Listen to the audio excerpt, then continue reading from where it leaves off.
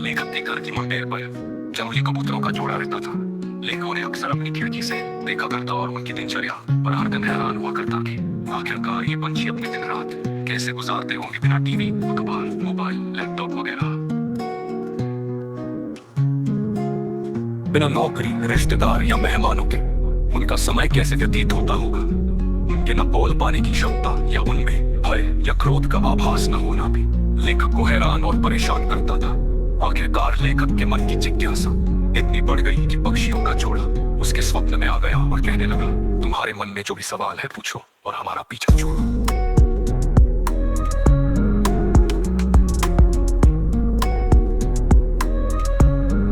लेखक को हैरान और परेशान करता था।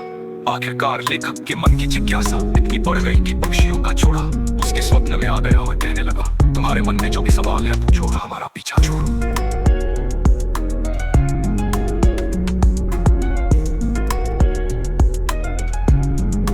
पहले तो सकता है, लेकिन जल्द ही सहज होकर बोलने ही लगा था कि कबूतर बोल पड़ा, दिन हमारे भी 24 घंटे के होते हैं। किन्मत लेखक तक संभाल चुका था। उसने इंसानी अभिमान के साथ पक्षियों से कहा, मेरे पास समय बिताने और शान से जीने के इतने साधन है कि पूरा दिन कब निकल जाता है पता ही नहीं चलता। आखिर तुम्हारा समय कैसे कटता है बिना सालों के। वो आगे बोला, मेरे परिवार में बच्चे तथा और भी लोग हैं जो मिलजुल कर रहते हैं। अक्सर हम पार्टी किया करते हैं और नाच गाना मौज मस्ती करते हैं, और एक तुम्हारा जीवन है बिल्कुल नीरस। सुबह उठ जाते हो ताने की तलाश में और शाम ढले वापस आ जाते हो खाली हाथ। थोड़ी देर जोड़े में बैठकर चोंच मिलते हो, पंख सहलाते हो और गर्दन नीचे करके सो जाते हो। क्या थक नहीं जाते रोज रोज इसी दिनचर्या से।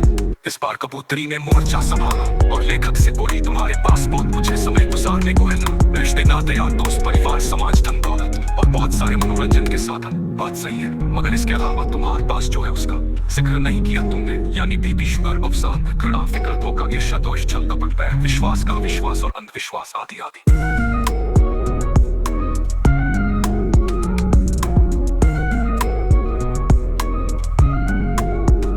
लेखक को काटो तो जैसे भूल नहीं, वो चुपचाप देखता रहा दोनों पंछियों की तरफ। चलते चलते जोड़े ने लेखक की तरफ देखा और कहा, कभी देखा है किसी पक्षी को जिसकी मौत दिल का दौरा पड़ने से या चिंता में हुई हो। अगले दिन और उसके बाद भी लेखक देखता रहा, मगर खिड़की में वो